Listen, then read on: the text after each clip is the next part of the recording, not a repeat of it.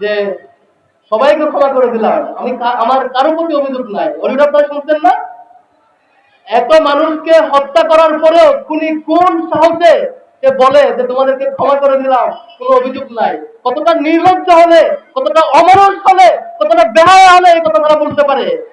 আমরা ছাত্র শিবির আজকে সতর্ক করতে চাই, শুধু খুনি হাসিনা না, খুনি হাসিনার নানান রূপকে তারা নানান আঙ্গিকে ফিরিয়ে আনতে চায়।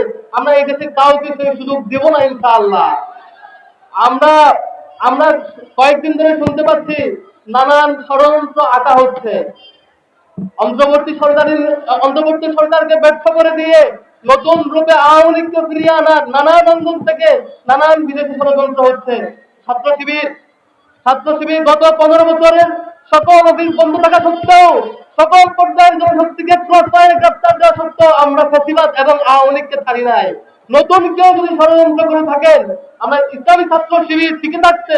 এই বাংলাদেশে ইসলামী ছাত্র শিবিরের দায়িত্বশীল এবং জনশক্তিরা যতদিন থাকবে, কোন ষড়যন্ত্রকে সফল হতে দেব না ইনশাআল্লাহ।